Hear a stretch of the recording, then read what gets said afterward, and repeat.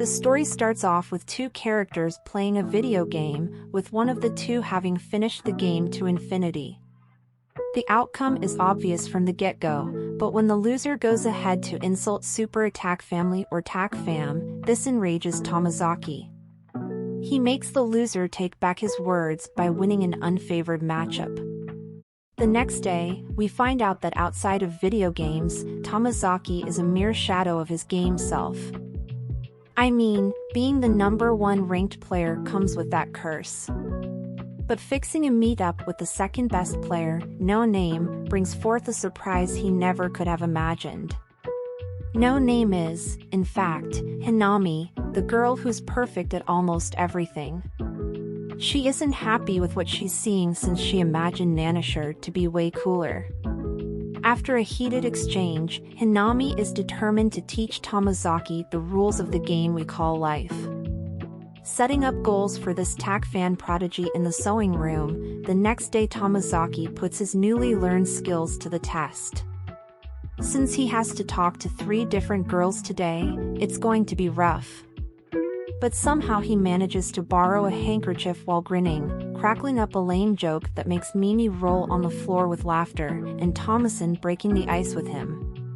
Next up, Tamazaki has to walk home with Hinami, Mimi, and 2 boys, and being left alone with Nanami makes him nervous. But with her being the easygoing girl, she makes it super easy for the bottom-tier character, gaining experience.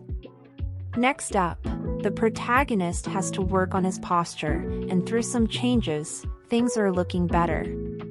The planning is underway, and Hinami gives Tamazaki flashcards and a pocket voice player to review the conversation they just had in the sewing room.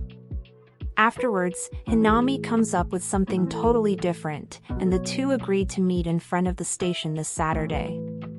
It's finally that day. Tamazaki arrives late, but he is forgiven given he's improved his looks a bit, at least compared to the first time they had an offline meeting. Tamazaki and Hinami go shopping, trying to get the boy all swagged up and also hit a steak restaurant. Just when the tour is about to arrive, the two are taken by surprise when they find out that Kikuchi from the class is, in fact, a waitress in that restaurant. Seeing the girl approach Tamazaki first, Hinami adds that he has a chance with her, but Tamazaki doesn't share the same opinion. After hitting the salon, finally, Tamazaki's sister notices a change in him, and that takes care of the first goal he was given by Hinami. Out of the blue, Kikuchi finds Tamazaki and tells him about the novel she's writing. And after her asking, Tamazaki agrees to give it a read. Just when he's about to go home, the boy sees a gloomy Izumi who wants him to teach her Attack Fam. Tamazaki starts teaching Izumi the game, and with him being a total master of it, it isn't strange when he starts pulling off moves that only the most skilled players would be able to come up with. He even goes ahead to give the girl a broken stopwatch that would end up making her perfect the time when it comes to that jump button. Later on, Tamazaki ends up confessing to Kikuchi that he doesn't actually like novels and he just went along with the conversation. The last time, Kikuchi isn't offended at all, and the two agreed to meet again for a more natural conversation. Afterward, Tamazaki has Hinami waiting in the sewing room while he's giving Nakamura the hardest time of his life. After countless games, the girl trio finally shouts at Nakamura, calling his efforts a waste of time and energy, to which Tamazaki confronts them and gives everyone a piece of his mind. Not being able to use the tickets with Kikuchi, Tamazaki asks Hinami, and since she's busy, the two agreed to go to a different movie. After watching the movie, the two are having a post-movie talk. Hinami suggests Tamazaki add more emotion to what he's saying because it feels more natural that way. The next day at school, Tamazaki notices that Nezumi is occupied with something. Since Nakamura's birthday is approaching, she wants to give her a great present, and Tamazaki makes sure he talks her into buying one ASAP. Accompanied by Misazuwa, this time, the three meet at the shopping mall and get a hair wax since Shuji's hair is bland at best. But at the same time, seeing Hinami get all chummy with Mizusawa makes Tamazaki jealous bit by bit. Later on, the student council president is here, and we've got two candidates ready, Oi and Mimi. The fight is on between the two girls, with Tamazaki wanting to be Mimi's campaign guy. Things don't turn out well when she goes for the junior Yumi instead.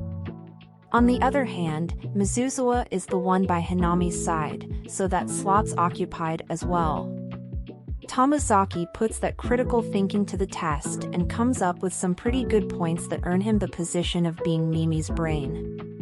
The two look like the perfect fit, and with the plea to install air conditioners in every classroom, the first years are going to bite without a doubt. It's about time the two break Mimi's second-place curse.